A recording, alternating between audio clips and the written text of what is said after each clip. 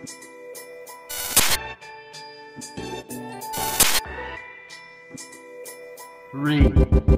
two, one.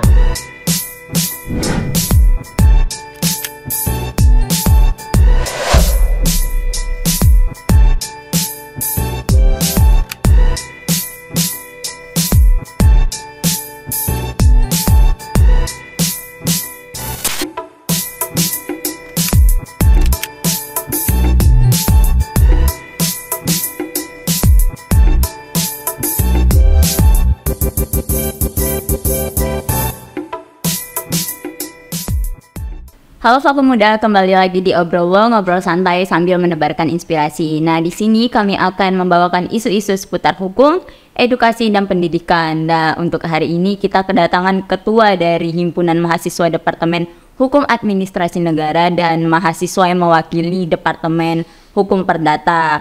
Nah, untuk kedua narasumber ini boleh dong perkenalan dirinya dulu masing-masing. Dari UP dulu deh. Dari aku dulu. Waduh, diperkenalkan sendiri yang perwakilan mahasiswa ya. Wah, sebelahnya saya ketua Himkam ya. Oke, saya adalah perwakilan mahasiswa dari Departemen Perdata yang seharusnya itu sekarang nomenklaturnya diganti menjadi konsentrasi perdata ya.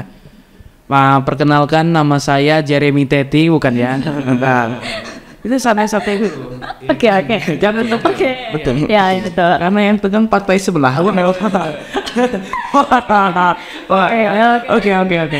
Nah, perkenalkan, nama saya Yupe Anwar Sebayang ya. Sekarang stambuknya 2019, belum tahu juga lulusnya kapan ya. Doakan saja. Oke, saat ini masih bujang ya, belum diteken ya. Oke. Promosi juga di sini. Promosi juga dong, itu self branding. Iya, benar. Itu aja ya. Oke. Ya. Boleh Dion? Aku Dion, ketua Ikatan Mahasiswa Hukum Administrasi Negara. Udah taken. Waduh. Ini belum. Jadi ya sama jabatan saya sisa 2 bulan lagi, jadi mungkin ini proja terakhir saya. Terima kasih teman-teman. Oke. Berarti Dion sama Yupe sama-sama stambuk 2019 semester 8. Jadi kabarnya gimana selain nyusun skripsi, apa aja nih kesibukannya gitu? Dari Dion dulu. Ngekos, Kos juga ya. Ini juga bisa dikosin. Waduh. Ya. Ya kesibukannya selain di Mahara juga ada beberapa organisasi lain ya. Sekarang udah sibuk skripsian juga. Sebut dong organisasinya, jangan organisasi ya. Bisa disebut organisasinya. Boleh. Gerakan Mahasiswa Nasional Indonesia. Oke, gimana ya Pausu? Jadi mungkin kalau di FH sendiri selain di Mahara ada ya mungkin lagi vakum juga klub studi sosiolegal sekarang masih jadi koordinator di situ. Dulu di situ ya. Di luar itu ya sering nulis bukan nulis ilmiah juga ya, nulis populer, nulis artikel segala macam, itu sih kesibukannya selain skripsi. Itu sih. Kalau Yupi? Kalau kesibukan aku ya seperti apa ya? Juga organisasiku yang ibaratnya yang masih sering mengikuti itu gemar belajar ya, yang kalian bisa lihat ijo-ijo kutub buku kalian bilang kan? Enggak juga. Tapi itu gemar belajar ya. Kemudian ada juga ikut Meriam Debating Club, di situ juga lagi jabat jadi ketua SDM event. Kemudian ada juga ikut KMK Fidelis. Ya. Yep. Satu lagi apa ya? Banyak juga ya. IMKA, cuman agak tak aktif gitu. IMKA? Iya. Agak aktif. Tidak dong. Oh, udah nggak aktif. Apa itu IMKA? Tapi bersama itu IMKA apa IMKA? IMKA itu Ikatan Mahasiswa Karo. Oke. Karo di situ. Cuman ya nggak gitu aktif, tapi masih berhubungan dengan ketuanya si Adik Kemit ya. Iya. Halo Adik Kemit. Halo. Bisa apa nih? Hati masuk banteng. Oke. Nah, jadi kalau untuk Dion sendiri kan itu ada Imahara itu jadi ketua himpunan mahasiswa. Kalau UP kan harusnya Departemen Perdata juga punya himpunan mahasiswa gitu kan? Iya, harusnya. Di sini kan UP cuma mewakili gitu kan? Kenapa sih kira-kira jadi yang mewakili di sini? Aduh, ini mungkin menjadi apa ya, pertanyaan ya mahasiswa semua. Banyak yang menanyakan, bahkan ketika kemarin kita sosialisasi itu banyak orang yang berspekulasi perdata itu sudah ditiadakan. Benar. Itu mengerikan sekali ya. Sebenarnya yang terjadi itu kemarin waktu kita di PKKMB tahun kemarin yang waktu kita menjadi panitia ya 2002 berarti yang 2022. 2022 Iya, oke. itu sempat ketika mempromosikan tiap-tiap ikatan itu sempat mau ada dibicarakan dengan kepengurusan sebelumnya untuk membentuk apa namanya ikatan ini yang sekarang ikatannya namanya IMP, Ikatan Mahasiswa Perdata itu kan. Nah kemarin sempat mau dibahas terkait ikatan ini mau kapan nih, bentar lagi kalian ini sebenarnya kenapa ini belum segala macam, dan ternyata ada terkendala di kepengurusan sebelumnya kalau nggak salah karena belum musyawarah besar, setahu aku begitu ya. Jadi belum ada musyawarah besar, jadi sampai sekarang juga masih belum tahu kejelasannya itu gimana musyawarah besar dari kepengurusan sebelumnya. Maka sebenarnya ada gejolak politik ya, ibaratnya diantara itu ya ikatan di situ ya. Waduh, aku juga agak serem juga menyertainya, tapi seremnya bukan dalam konotasi ya, tapi agak takut gitu. Karena kenapa? Karena kalau di Perdata kan ada beberapa orang yang langsung menunjuk gitu secara secara aklamasi, seperti Pak dulu Soekarno dan Muhammad Hatta ditunjuk ya, diaklamasi. Nah dalam hal itu dulu masih menjabat sebagai wakil presiden Gembel.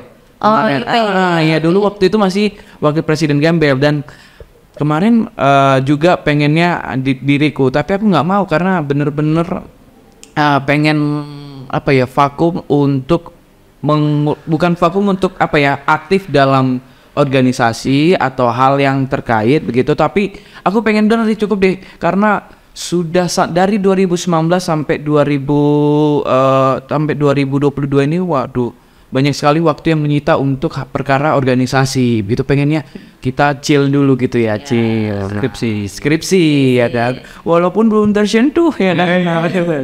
Nah itu jadinya sampai sekarang pun di grup IMP juga nggak ada kejelasan.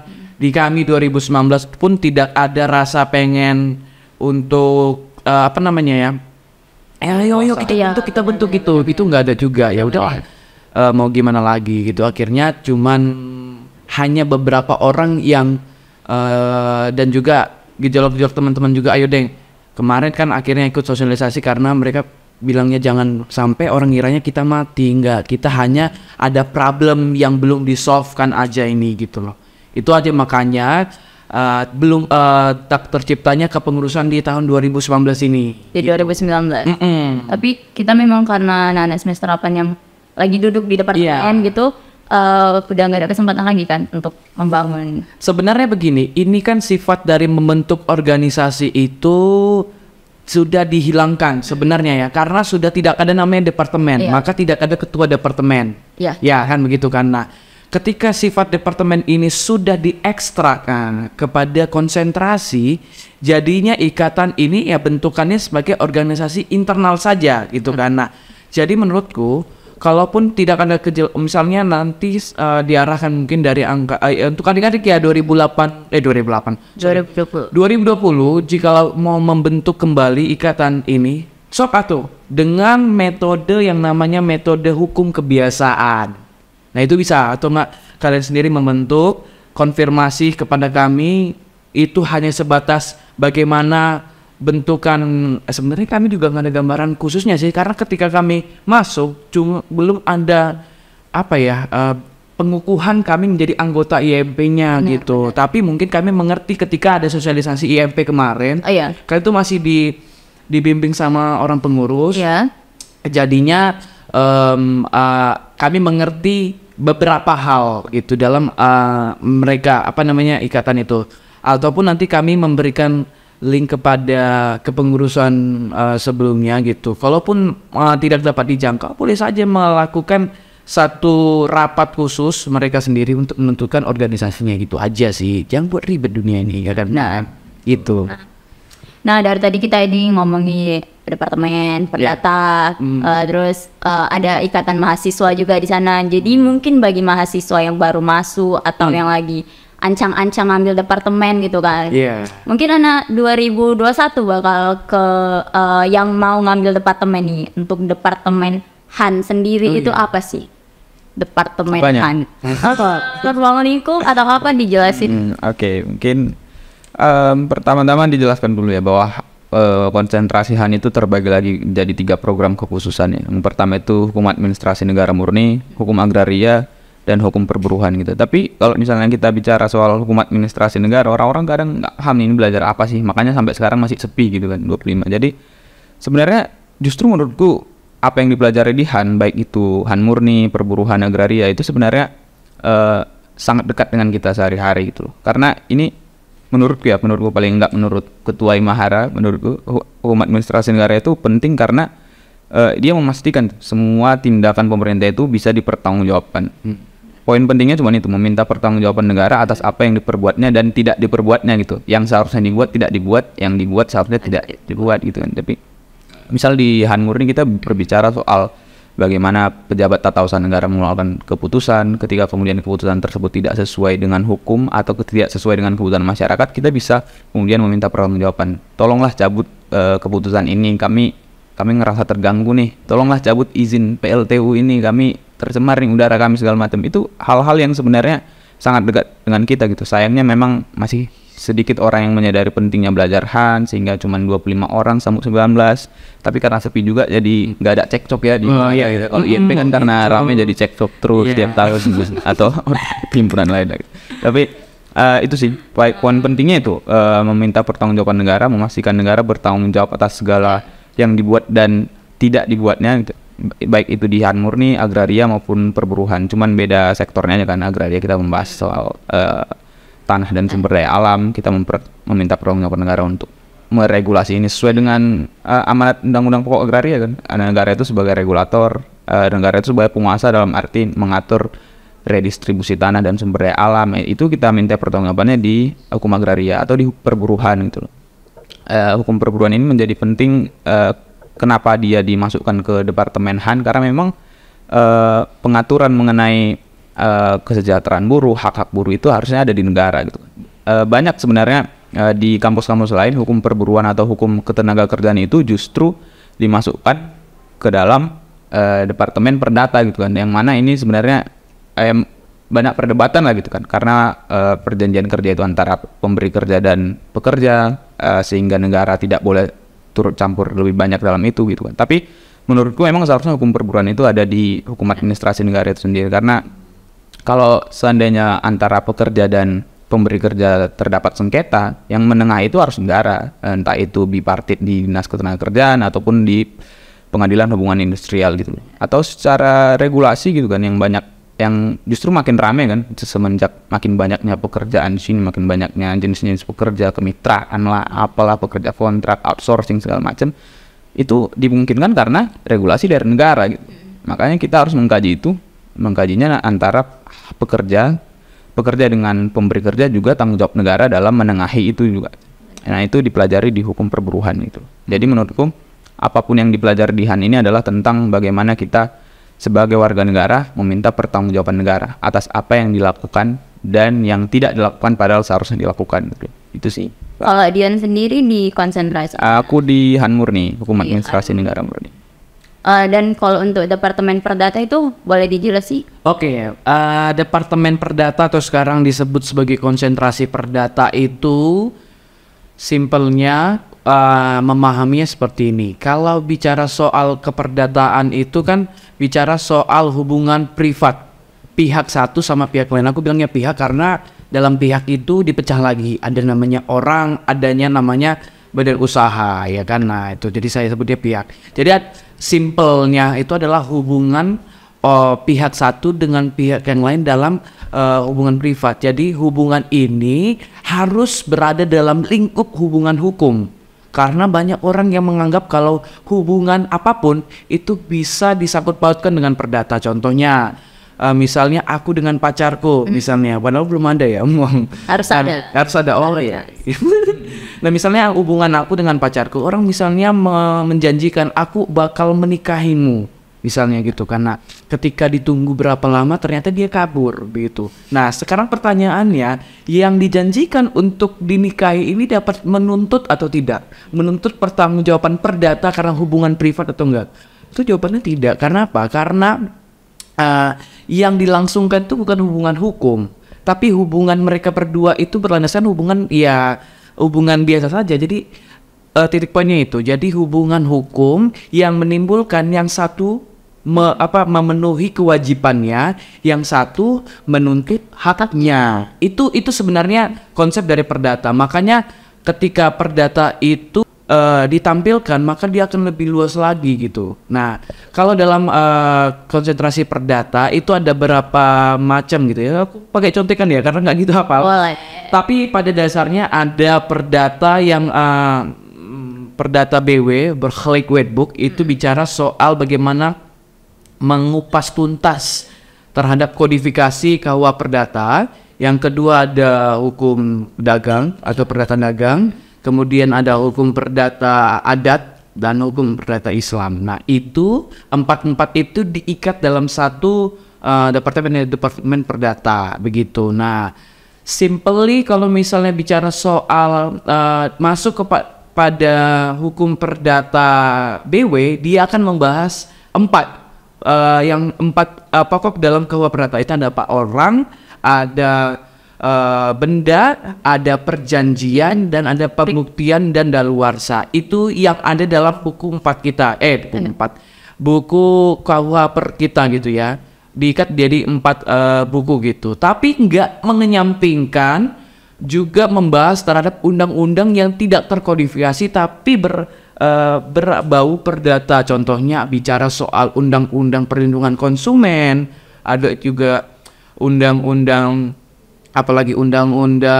franchise, undang-undang leasing dan sebagainya. Itu juga dibahas kembali di dalam perdata BW. Jadi di perdata BW itu memang membahas murni terhadap keperdataan, tetapi nggak mengenyampingkan perkembangannya, perbandingan perdatanya. Maka nanti itu akan dipelajari di situ.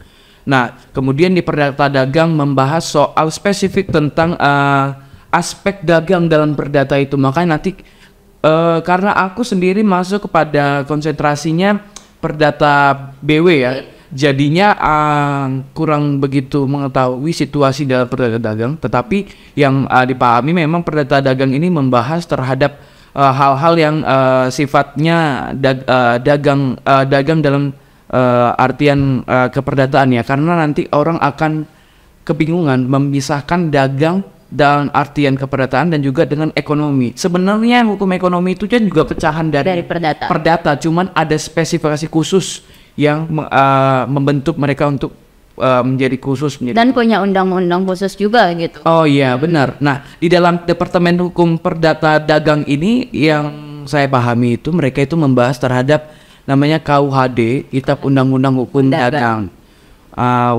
Wetboek van Koophandel di situ ya, atau dan sebagainya macamnya lagi gitu. Nah kemudian kalau hukum perdata adat kita tahu sendiri karena kita punya sebenarnya asal hukum yang begitu unik, yaitu hukum adat. Nah hukum adat itu kan ditelisik salah satu hukum Bapak Hukum van Vollenhoven kalau nggak salah ya. Nah beliau mengkaji kembali, ternyata kita itu membentuk satu hukum yang berasal dari kita sendiri, yaitu hukum adat tadi. Nah hukum adat itu membicara soal bagaimana yang dapat terjadi dalam sistem adat kita, karena kan kita berbagai macam adat ya, kita kan juga banyak beraneka ragam gitu. Nah hukum adat itu ya merupakan salah satu program kekhususan yang belajar soal bagaimana hukum yang tidak tertulisnya yang secara turun-temurun diturunkan oleh nenek moyang kita, kayak hukum kebiasaan gitu. Nah itu salah satu dari hukum adat itu sendiri. Nah kemudian program ini juga menarik juga sih, karena kan kita juga banyak adat-adat ya, ada adat dari Batak sampai kepada adat Jakarta, di Jawa juga, Sulawesi sampai kepada Papua.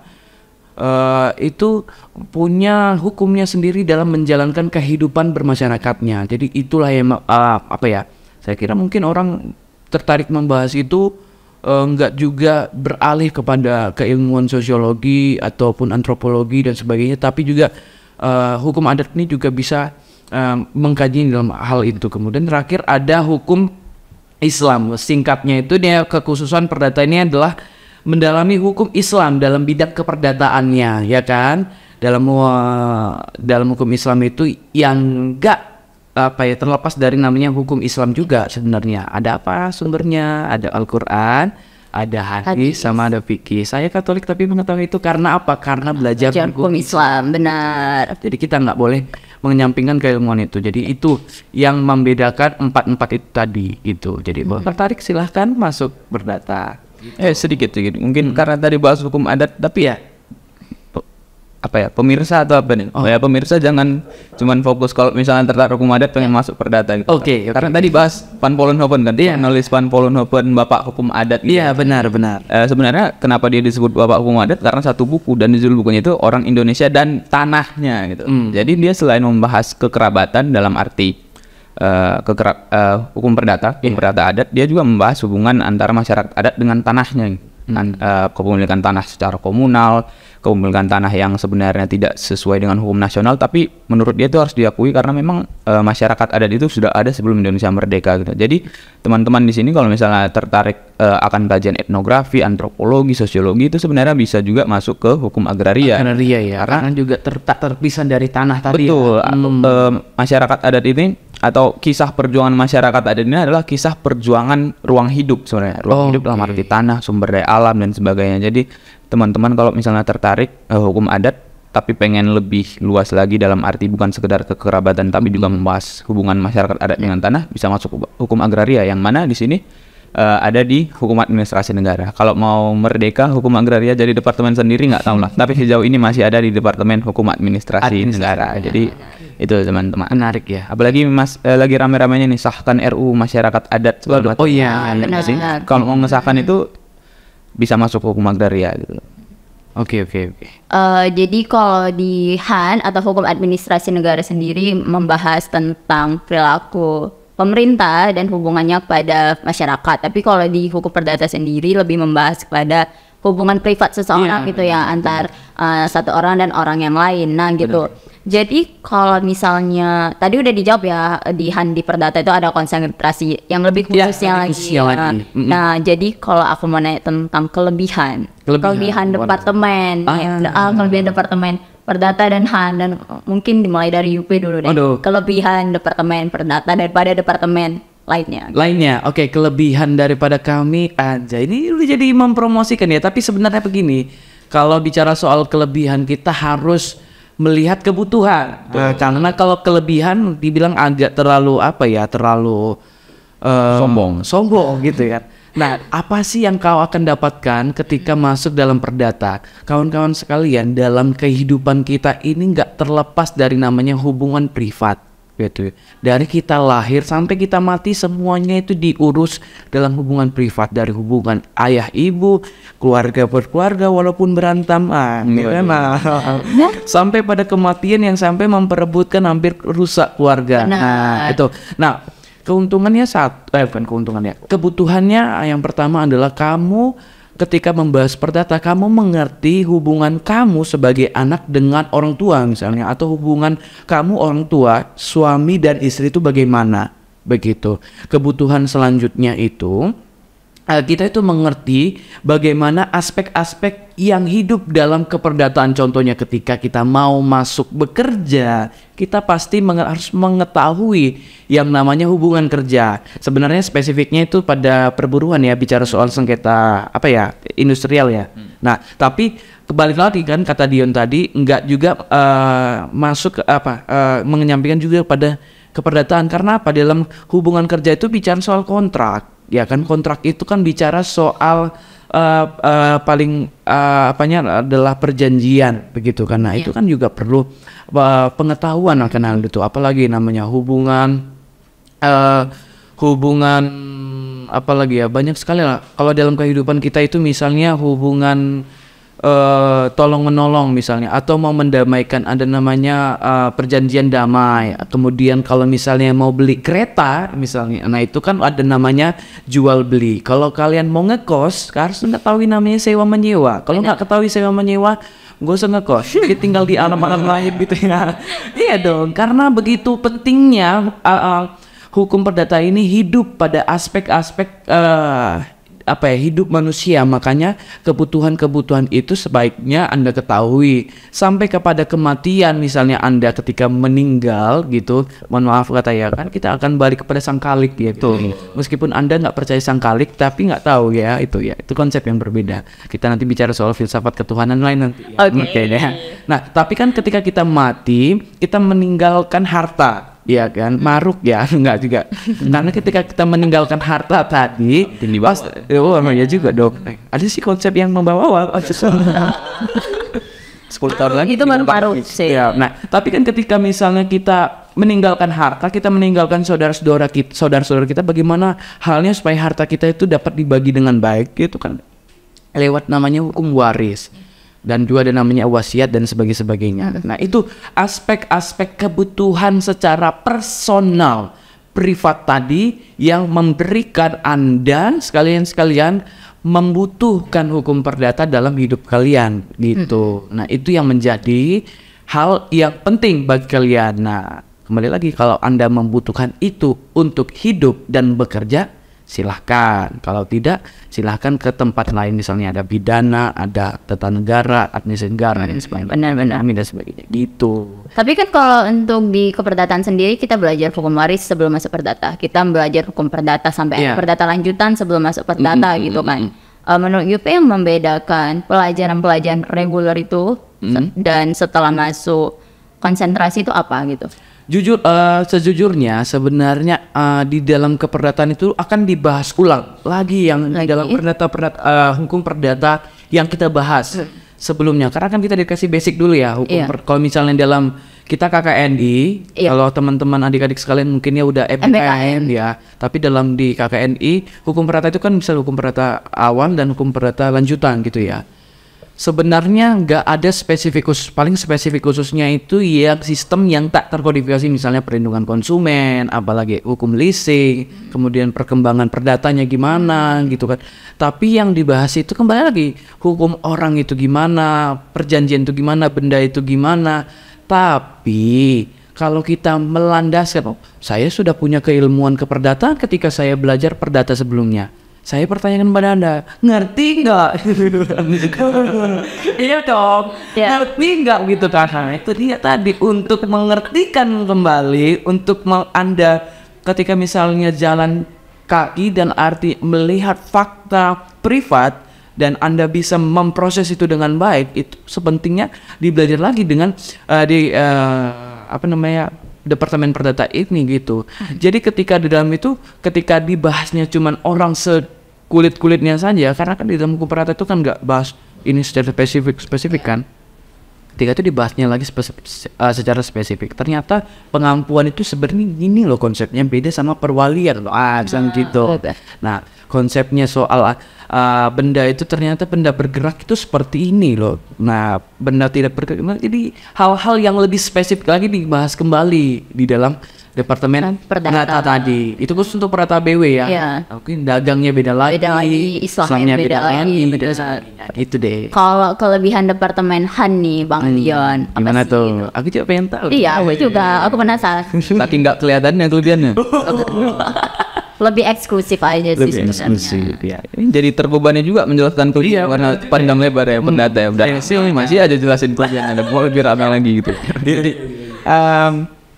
Itu sebenarnya teman-teman pasti hukum perdata penting. Kita semua pasti akan berurusan dengan hukum perdata ketika kita menikah, bahkan sejak kita lahir kan gitu. Tapi hukum perdata itu akan menjadi hukum yang paling penting seandainya tidak ada negara, ya kan? Tapi udah terlanjur punya negara nih kita kan. Nah, masih ada negara kan? Masih dong. Masih sih. Belum ada tanda-tanda bubar juga. Jadi selama masih ada negara, maka mempelajari atau menuntut bahkan menggugat bahkan pemenuhan kewajiban negara untuk memenuhi hak kita itu adalah menjadi penting. Kita belajar ilmu negara semester 1. John Locke, Thomas Hobbes, pactum subjectionis, pactum unionis, segala macam, bahwa kita ini sepakat membentuk negara ketika kita memberikan sebagian hak kita sebagai individu kepada negara, untuk kemudian negara atau pemerintah itu mengambil arah kebijakan untuk memenuhi hak-hak kita gitu.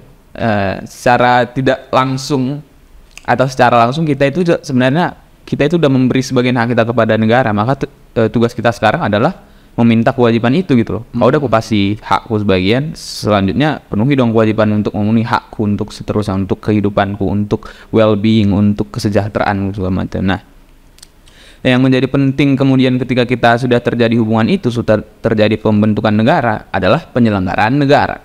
Dalam penyelenggaraan negara, apa yang menjadi penting? Administrasi gitu loh. Ya juga. Oke. Sulit dipenuhi kemudian kewajiban kita oleh negara ketika misalnya kita tidak terdaftar sebagai warga negara. Ketika kemudian kita tidak terdaftar dalam program pemerintah segala macam. Nah, hal tersebut adalah penting untuk kita pelajari selama ada negara. Pokoknya itu aja. Selama ada negara, kita perlu meminta pertanggungjawaban, meminta pemenuhan kewajiban, meminta pemenuhan hak kita. Itu yang terjadi pada 17 Agustus 1945, sehingga kita butuh hukum administrasi negara, bukan sekedar hukum tata negara untuk mengurus rumah tangga negara tentunya, tapi hukum administrasi negara untuk lebih spesifik lagi hubungan antara negara atau pemerintah dengan warga negaranya. Nah, ada 3 nih yang disepakati di FAU lah, yang diklasifikasikan sebagai cabang dari hukum administrasi negara. Administrasi negara murni, agraria, dan perburuhan gitu loh. Nah, 3-tiganya ini ya oke lah, hukum administrasi negara selain membahas hak juga membahas hal-hal prosedural, membahas hukum acara tun, membahas prosedur pendaftaran izin dan lain sebagainya. Tapi di 2 lagi nih, misalnya ada hukum agraria, ini membahas hak ekonomi sosial budaya. Yang kedua itu hukum perburuhan, selain hak ekonomi sosial budaya atau soal kesejahteraan, ini juga membahas hak sipil dan politik, dalam misalnya hak buruh untuk berserikat, hak buruh untuk menyampaikan pendapat dan sebagainya. Nah, hal-hal tersebut sering kita temui dalam kehidupan kita sehari-hari kan. Ketika kita lapar misalnya, ketika padi kita dirampas oleh perkebunan, dirampas oleh pertambangan, ketika kemudian lingkungan, polusi, udara tercemar, suhu bumi semakin panas dan lain sebagainya, siapa yang harus kita minta pertanggungjawaban? Apakah kita harus bersangkut paut kepada individu-individu saja, ataukah kita bakal memanfaatkan negara ini dengan instrumen-instrumen yang sudah kita peralati sebenarnya, atau kita persenjatai, karena kita udah ngasih hak. Artinya negara itu udah apa ya, udah punya perlengkapan segala macam untuk memenuhi hak kita dalam arti kewajiban dia. Kemudian kita mau nyanyikan ini dengan fokus pada hak-hak privat doang gitu kan, nggak boleh. Benar. Itu good point. Itu harus apa? Kita harus kemudian mumpung ada negara ya kita Suatu gitu ya, karena kan kita dijaminkan negara untuk hidup ya. Betul. Dalam hal ini pembukaan keempat. Iya. Thank you Tarno. Itu, tapi pentingnya itu adalah administrasi itu tadi gitu loh. Gimana cara kita untuk mendorong perubahan kebijakan, gimana cara kita untuk mempengaruhi kebijakan, mengintervensi kebijakan, ya dengan jalur-jalur administrasi. Kalau kita bukan warga negara, kita nggak bisa minta apa-apa dari negara, sayangnya gitu kan. Kita nggak bisa menggugat ke petun, kita nggak bisa audiensi sama dinas ketenagakerjaan misalnya, kita nggak bisa ke pengadilan dan sebagainya. Administrasi itu penting untuk memenuhi hak-hak kita, hak sipil dan politik, hak ekonomi sosial budaya gitu loh. Makanya aktivis-aktivis HAM yang kebetulan masuk hukum, entah pun salah jurusan entah apa, justru saudara masuk hukum administrasi negara gitu. Kita turun ke jalan ngapain? Turun ke jalan penting, pasti penting. Tapi yang kita suarakan itu sebenarnya hukum administrasi negara, sadar nggak sadar itu. Naikkan upah buruh segala macam. Kita nuntut negara, negara ngubah undang-undang untuk memaksa pengusaha untuk menetapkan upah yang segini gitu. UMR itu adalah kerja-kerja administrasi negara, penentuan UMR, penentuan UMP segala macam. Atau misalnya kita teriak reforma agraria, redistribusi tanah 2 hektar per orang Indonesia, itu cita-cita Bung Karno yang sekarang kan beda, bukan Bung Karno presidennya kan. Siapa dia? Bukan Bung Karno pokoknya. Selain Bung Karno tidak penting gitu. Itu Berat juga samping tadi. makanya Agak serem. makanya sadar nggak sadar apa yang kita bicarakan di jalan ketika memprotes apapun itu sebenarnya berkaitan dengan hukum administrasi negara gitu. Sahkan perkawinan beda agama misalnya itu agak perdata. Yang perdata ya memang. Tapi dalam hal ada namanya undang-undang administrasi kependudukan. Itu hukum administrasi negara. Pencatatan perkawinan segala macam itu hukum administrasi negara. Itu adalah hal-hal sadar nggak sadar itu dipelajari di hukum administrasi negara. Dan pengetahuan HAN itu adalah penting bagi semua orang, bagi mahasiswa hukum pidana kayak bagi mahasiswa hukum perdata segala macam. Yang ketika kemudian menikah, ketika kemudian selesai misalnya perkara atau sengketa perdatanya, selanjutnya apa? Pendaftaran sertifikat tanah. Administratifnya lah. Administratifnya ke negara juga misalnya. Alas haknya itu kan dari negara. Oke. Tidak boleh kemudian kita minta alas hak dari tetangga kita. Nggak bisa dong. Yang alas kaki. Alas kaki yang Jadi itu penting itu. Selain itu juga belajar HAN itu adalah kita belajar tidak egois. Oke. Dan kita punya masalah hukum sendiri, kita langsung ujuk-ujuk biar nggak ribet. Udahlah damai, atau udahlah gugat perdata aja, gugat ke petun ribet. Kalau kita memang punya kepekaan sosial yang tinggi, pasti kita gugat ke petun karena apa? Dampak dari putusan petun kan publik tuh. Keputusan tun itu bisa berdampak ke publik, entah itu pun perizinan kayak atau misalnya pemecatan PNS segala macam, itu ada yang privat lah, ada yang terlalu sempit lah gitu dampak dari putusannya. Tapi kayak misalnya perizinan, misalnya kita rugi nih atas dampak polusi dari suatu perusahaan, kita gugat perdata misalnya sebagai individu, ya bisa kita dikasih uang pemulihan atau apalah dari perusahaan itu ketika kemudian dia terbukti melakukan perbuatan melawan hukum dalam konteks perdata. PMH ya. Tapi ketika kita kemudian ingin benar-benar menyelesaikan masalah, kita harusnya ke petun. Betul, karena cabut dong izinnya gitu. Cabut dong izinnya gitu kan. Berat ya nyabut izin gitu. Tapi agak berat, tapi dampaknya kan lebih masif dan jangka panjang juga kan. Artinya itu menjadi penting bagi kita pelajari gitu. Siapapun lah, entah pun kalian nggak masuk HAN nanti tapi belajar HAN lah, tolong gitu. Iya. Kita butuh ahli hukum administrasi negara gitu lah. Banyak hal yang ingin kita gugat gitu. Itu makanya yang di HAN itu kaum Anda ya. Emang apa sih kaum Phil? Ada kaum ini kan, kaum hamba Tuhan. Tidak di kamarnya ada Marx. Wah, ya, tapi menarik juga yang dibilang sama ketua ketua kita ini ya. Karena apa juga? Karena sebenarnya yang butuh kita pahamkan sebenarnya bukan mengajak kalian semua untuk ikut sini banyak sini, enggak. Karena kenapa? Dalam industri nanti kalian kan bersaing juga kan. Lebih besar persaingannya kalau kalian sama. Misalnya di perdata ada 200 orang misalnya sekarang kan. Saya harus bersaing 200 orang yang di dalam kamar saya gitu loh. Sedangkan yang di sebagainya misalnya di gate misalnya gitu kan. 25 ya, oke, banting ya misalnya gitu. Kan yang menjadi persaingan pokoknya ketika saya ke industri selanjutnya itu kan kita itu bersaing pada sesuatu yang sama. Contohnya saya menjadi advokat, dia juga jadi advokat, tapi hal-hal yang kami kaji itu tentang keperdataan. Saya akan bersaing ke kualitas saya atau dia gitu loh. Benar. Maka yang paling penting sebenarnya dalam sistem departemenisasi ini adalah soal kebutuhan mahasiswa itu, dan kedua dia lebih suka mengkaji ke arah mana gitu. Itu sih yang terpenting gitu loh. Kalau misalnya dibilang Bung tadi, jadi dibilang Bung tadi ini, kalau misalnya memang pengen concernnya kepada hal-hal yang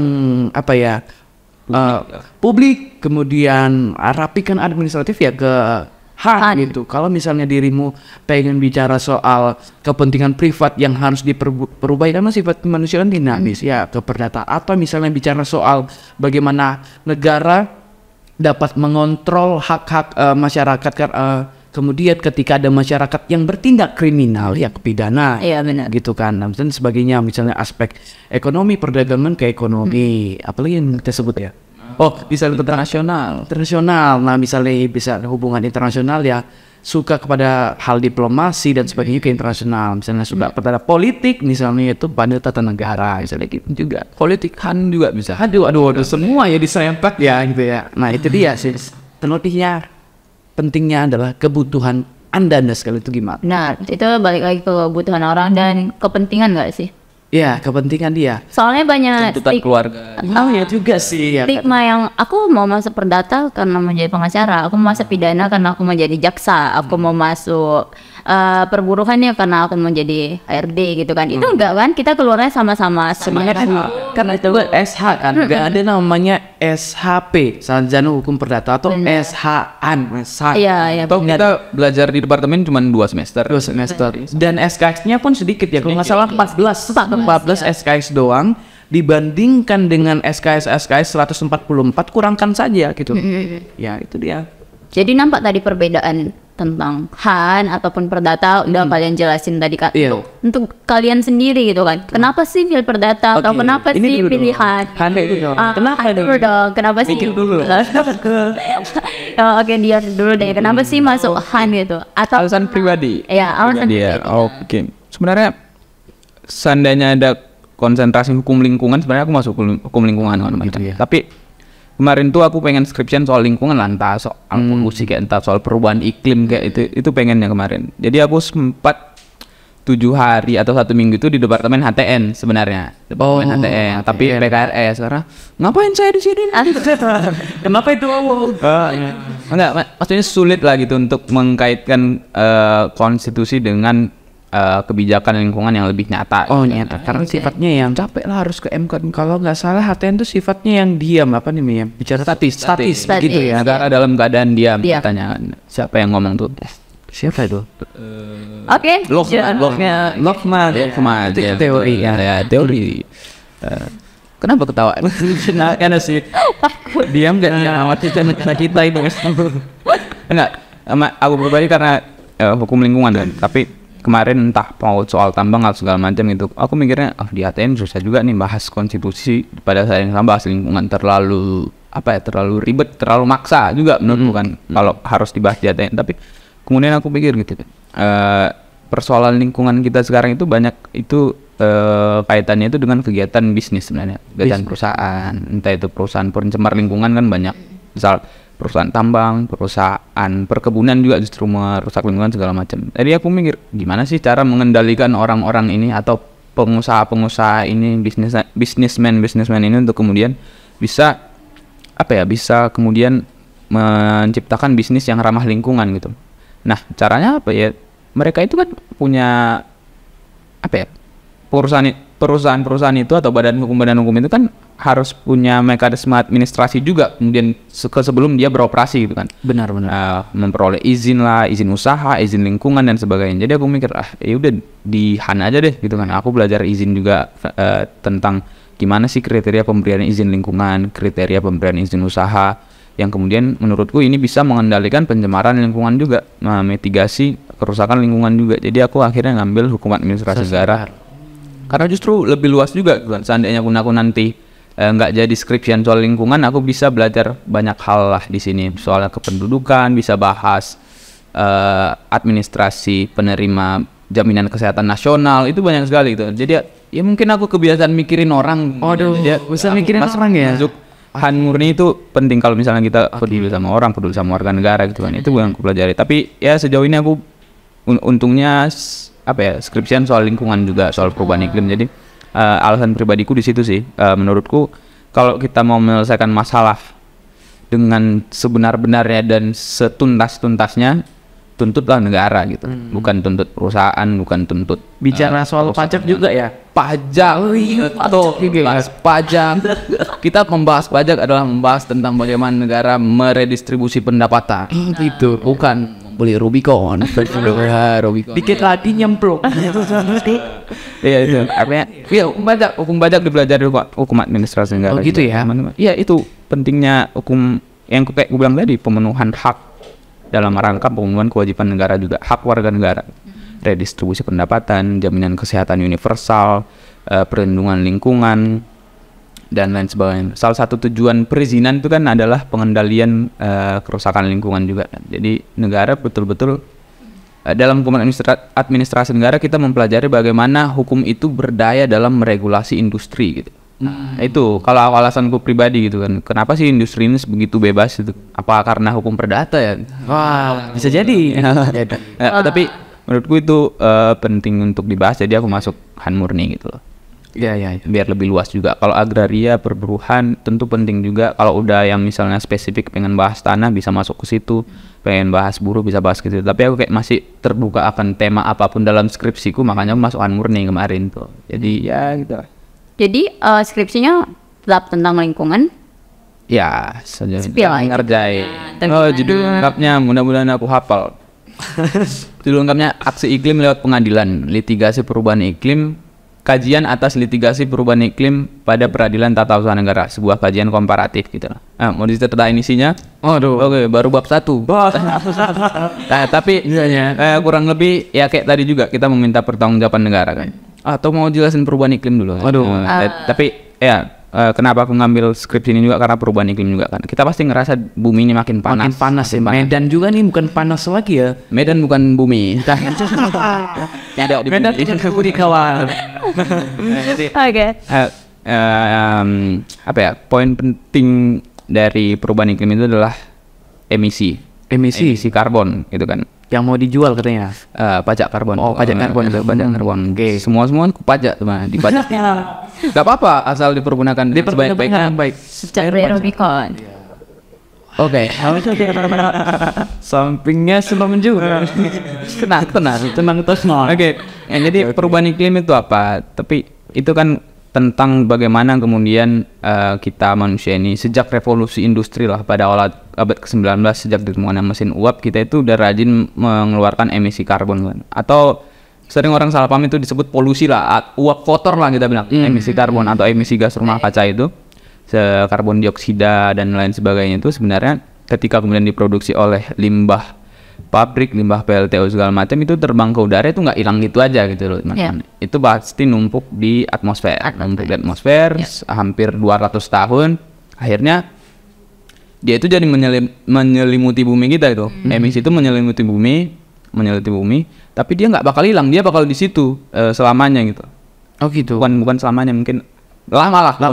Iya, kan terurai lama itu di situ lah. Dalam keadaan diselimuti itu cahaya matahari bakal tetap masuk tentu kan. Tapi yang sayangnya atau parahnya, cahaya mataharinya masuk, panasnya nggak keluar, panasnya terperangkap di bumi. Akhirnya suhu bumi bakal makin naik.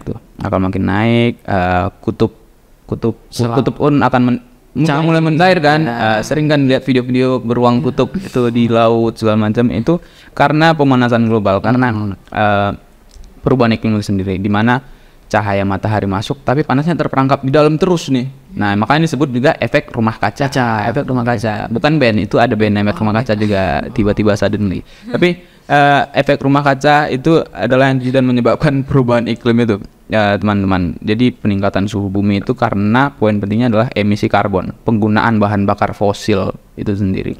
Apalagi kita batu bara juga kencang-kencangnya. Batu Banyak banget. Wah. Makanya orang-orang batu bara tidak membahas. Kita suka Bapak-bapak menteri yang punya bisnis batu bara, Anda pikir kami tidak tahu?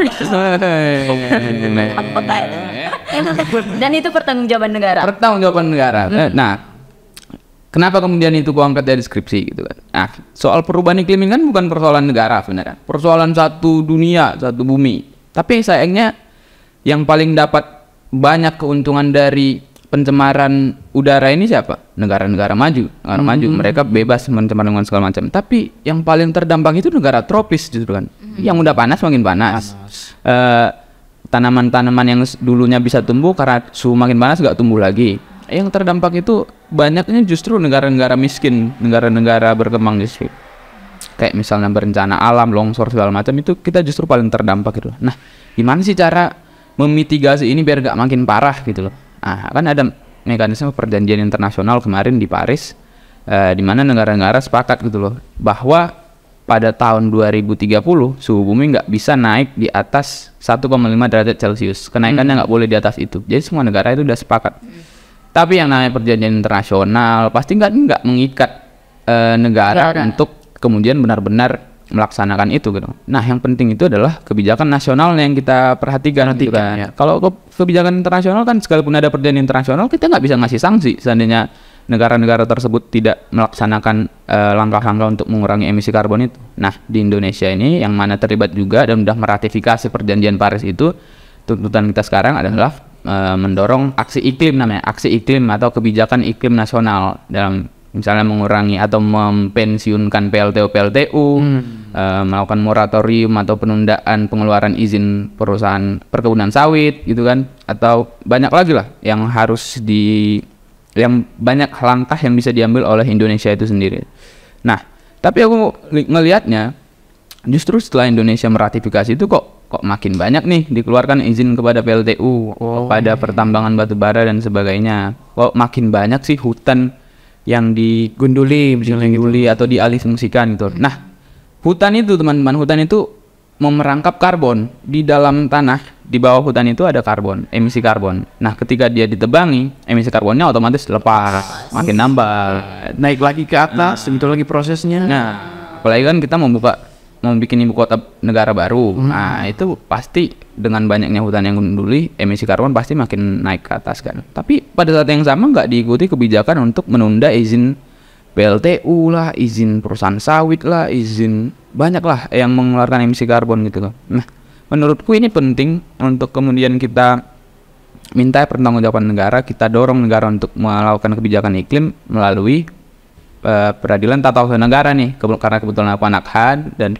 kayaknya ada peluang nih, kayaknya kita dorong kebijakan ini lewat petun gitu kan. Nah, kemarin tahun lalu Oktober 2022 ada satu kemenangan lah di litigasi perubahan iklim di Bandung itu, izin PLTU Tanjung Jati A di Cirebon itu dicabut oleh PT UN Bandung.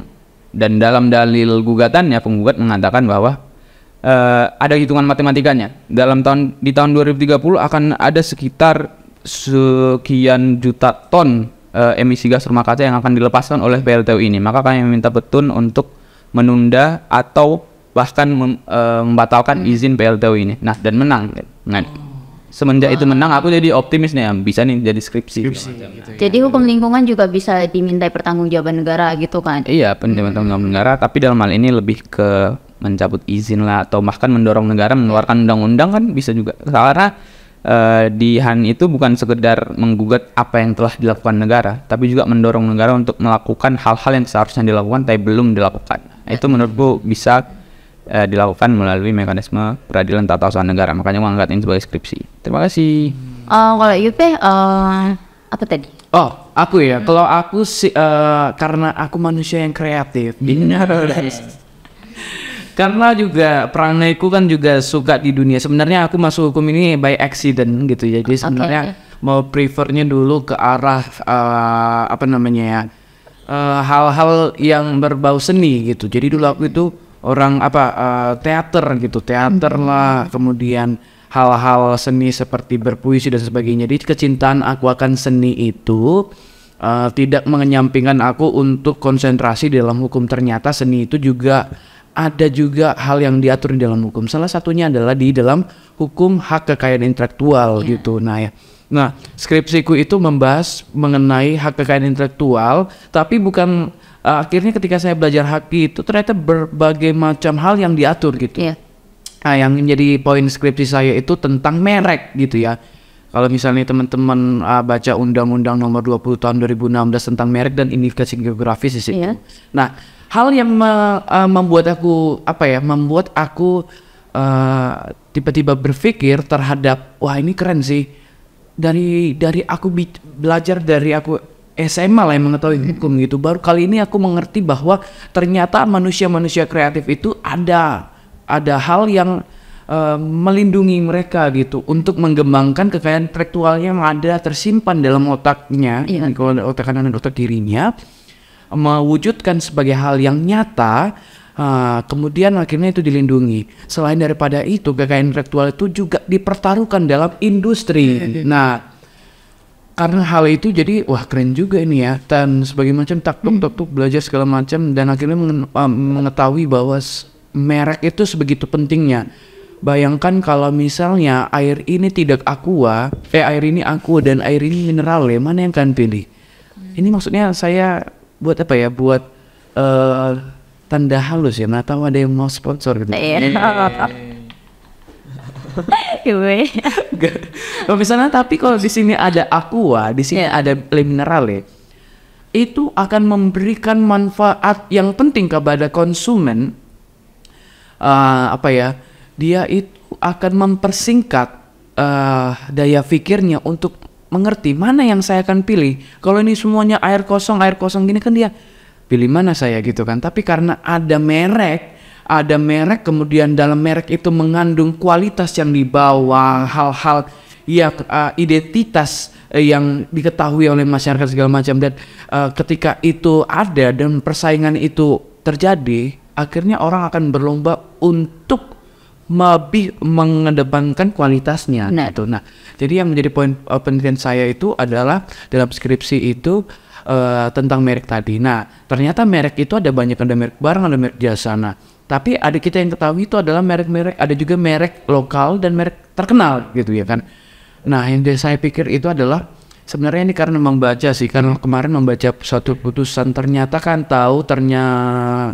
dulu ada namanya wafer Superman. Nah gitu kan, karena kecintaan saya juga kepada film-film Superman gitu ya, benar sih kepada Marvel, cuman Superman ini juga lumayan saya ikuti. Nah ternyata di dalam putusan itu sisi Superman ini kan kita tahu sebagai merek yang sudah diketahui oleh masyarakat gitu, dan sebagai di dalam yang penciptanya dari negara Amerika, kemudian sudah kita tahu bahwa dia udah terkenal lah gitu loh kan. Nah, tiba-tiba ada wafer Superman, saya mikir oh iya juga ya, kalau ada si wafer Superman dan terlihat dalam merek itu, ternyata merek itu menyematkan gambarnya Superman atau Superman dan tulisan Superman. Nah sekarang saya mikir sebagai pencipta Superman atau sebagai perusahaan yang sudah melangsungkan merek Superman ini, saya mikir ini gimana ya, kan saya harusnya memperoleh keuntungan itu. Kenapa orang jadinya membuat saya sebenarnya dibilang egois juga egois ya, tapi gimana pun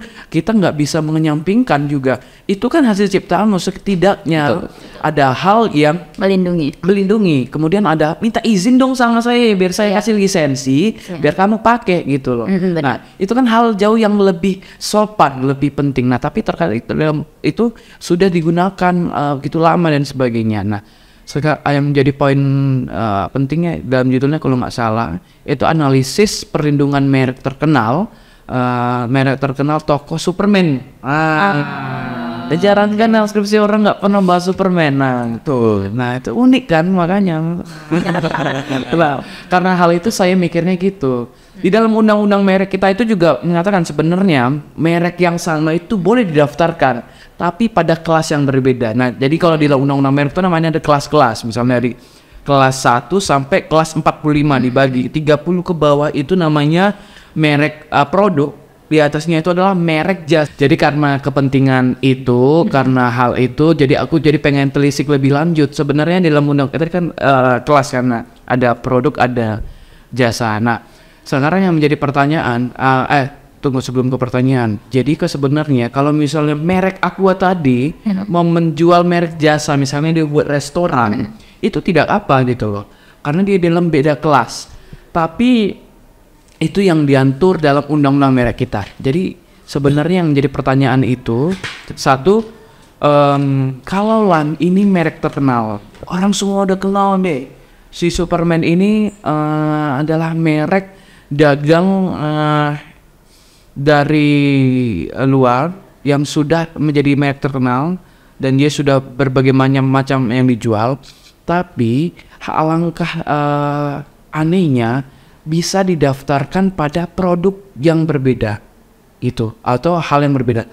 Harusnya kalau dia sudah menjadi merek terkenal kan harusnya nggak boleh lagi nih dia pun didaftar pada kelas yang berbeda, misalnya entah di kelas jasa kah atau di kelas produk kah, karena dia sudah jadi merek terkenal loh. Jadi ada beban negara untuk lagi negara ya, karena memang sebenarnya Tapi itu ya hukum, harusnya negara itu memberikan jalan bagi merek-merek terkenal itu untuk dijamin nih. Udah nih dia bagi merek terkenal harusnya dilindungi, nggak ada di kelas manapun bisa mendaftarnya. Karena apa? Ketika merek terkenal itu sudah mempunyai beban terkenalnya itu, maka dia bebannya itu untuk memelihara kualitasnya, memelihara identitasnya itu sudah upgrading daripada merek-merek lokal. Aku di sini bukan membela merek-merek Superman ya, merek-merek luar. Wah, bang ini antik-antik asing ya kan, bang sekarang Yesus gitu kan, apa-apa sih dikit merek-merek antik DC, antik DC misalnya, atau merek antik-antik Amerika, bukan.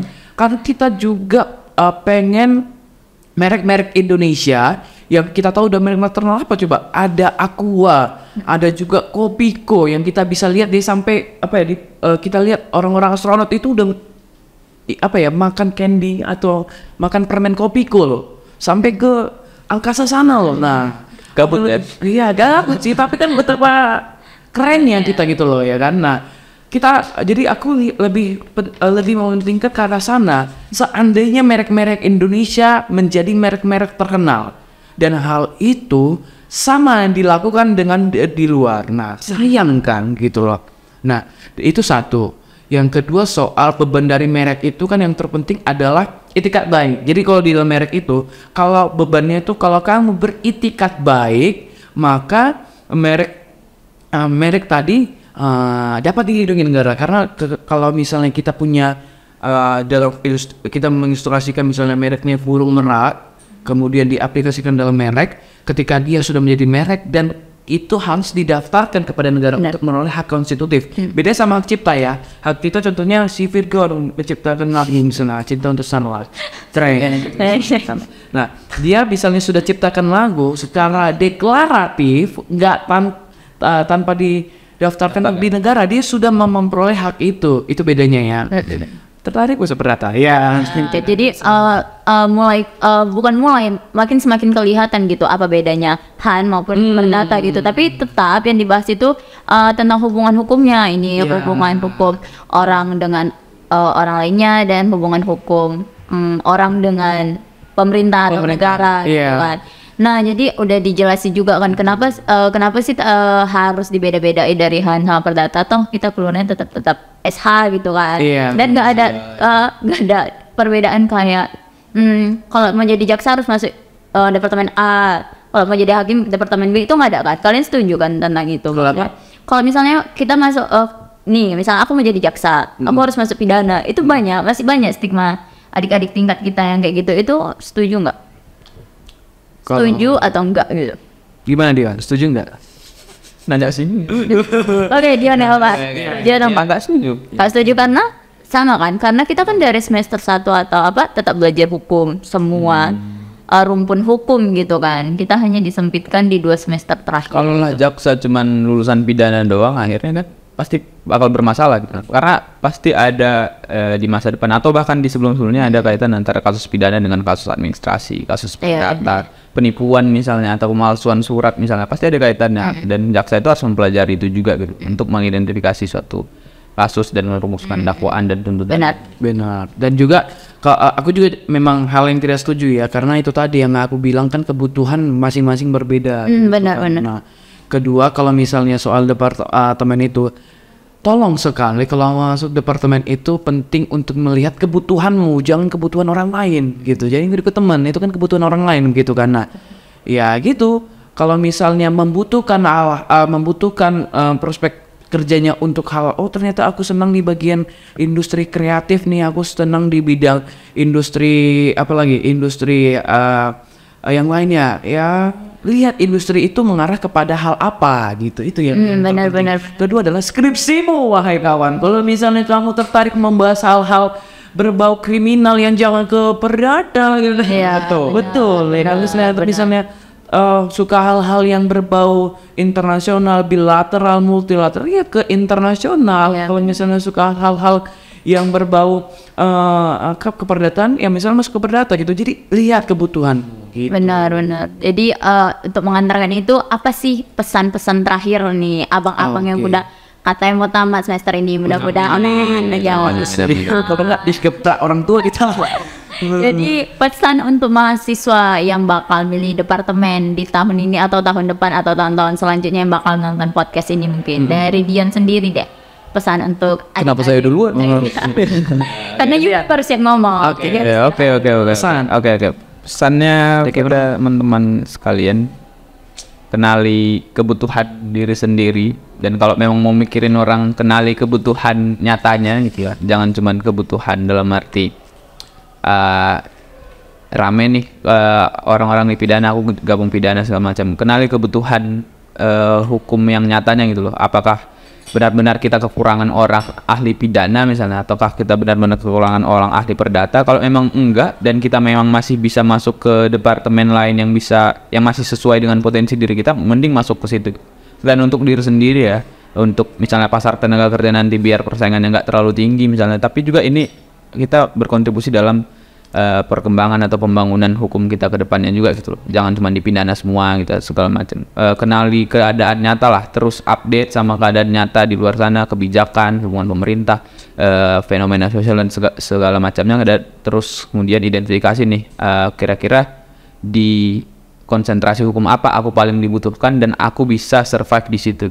Dan itu sih. Dan yang paling penting sebenarnya tapi aku kurang setuju kuliah untuk diri sendiri ya. Jangan kuliah untuk diri sendiri, jangan selesai dengan diri sendiri. Tetap kuliah itu orientasinya adalah kemaslahatan bersama, kesejahteraan bersama gitu loh. Jadi tetap pertimbangkan itulah hal-hal di luar kita. Sekalipun memang kita tetap tidak bisa menafikan, kita perlu mempertimbangkan potensi atau kemampuan kita juga. Tapi jangan pernah lepaskan diri kita dari masyarakat, dari kelompok sosial kita gitu. Iya.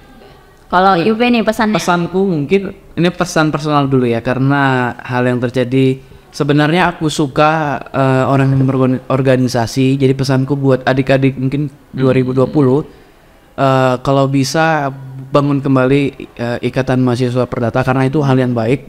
Karena dengan ikatan itu kan bisa tahu nih masing-masing dari kalian itu mau pengen bangun apa, karena sistem keperdataan itu bukan soal privat aja. Kalian bisa bangun jalur kepada pemerintah untuk membuka akses supaya hal-hal yang melindungi tentang keperdataan itu jauh lebih baik lagi. Itu satu. Kemudian dan sebagainya perkembangan dari kampus kan bisa sebagainya. Ini pesanku, kalau bisa ciptakan saja kembali, bangun kembali IMP di masa kalian. Mohon maaf, di masa kami mungkin terjadi masalah, tapi masalah itu nggak akan akan berlarut kalau tidak diberikan hal-hal yang bersifat solutif gitu dari kalian. Itu satu pesannya.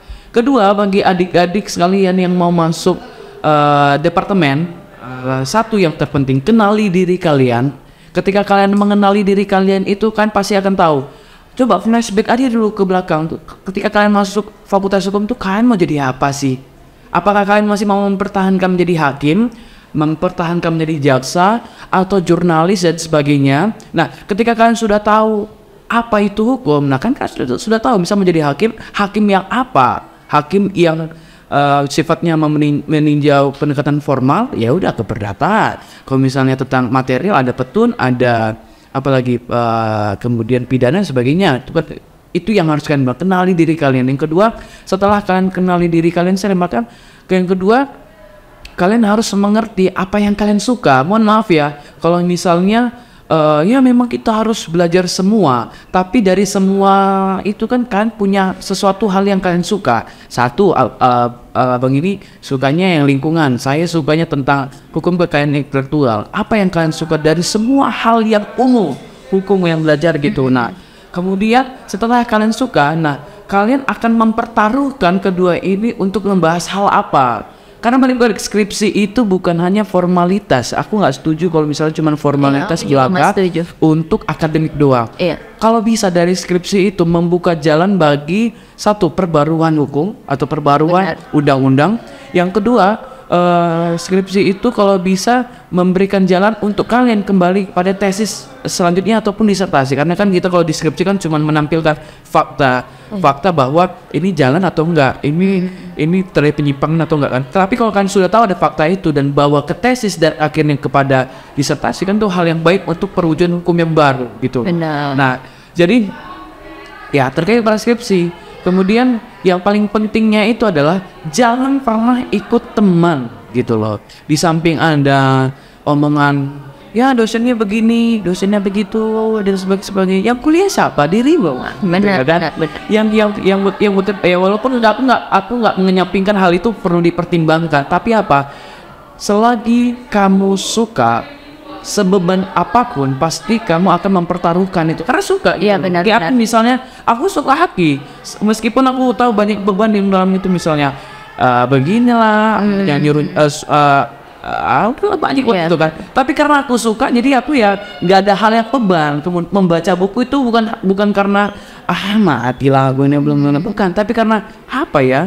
Oh, ini yang saya akan tulis sehingga saya pembaca skripsi saya sepertinya. Nah, itu yang perlu penting. Jadi pentingnya kenali dirimu, kemudian kilas balik apa yang kamu suka menjadi apa, dan kembali pelajaran apa yang kamu suka dan hal apa yang ingin kamu berikan kemanfaatan untuk masyarakat tadi. Benar. Gitu, itu sih yang terpenting untuk kan pertimbangkan masuk departemen itu yang mana. Gitu. Jadi poin pentingnya kalau dari Bang Dian, kenali kebutuhan, dari Bang Yupe kenali diri, dan kompetensi diri tadi itu nggak boleh jadi nomor 2 ya. Nggak boleh, harus nomor ikut-ikut teman. Iya. Jadi juga kita di departemen juga bakal menyempitkan kita untuk menulis skripsi gitu. Benar. Dan skripsi itu ya dibilang Bang Yupe, mungkin Dian setuju dan aku pun setuju, bukan cuman formalitas yang dibaca dosen pembimbing, diujikan sama dosen penguji waktu sidang, dan jadi tumpukan di perpustakaan itu nggak boleh lah orientasinya, pemikirannya sampai di situ.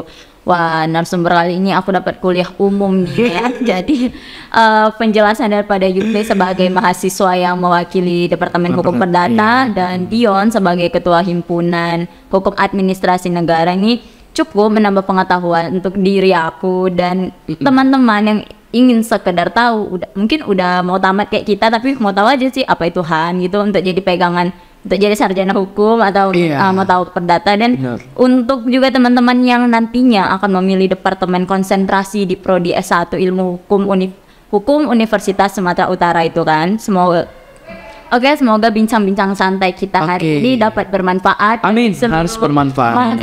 Mahasiswi Fakultas Hukum USU, dan makasih untuk Yupe dan Dion yang sudah bagi waktunya juga sama kita. Makasih. Dan semuanya, see you in the next podcast. Bye-bye. Bye-bye. Tuat enggak ya? Oke.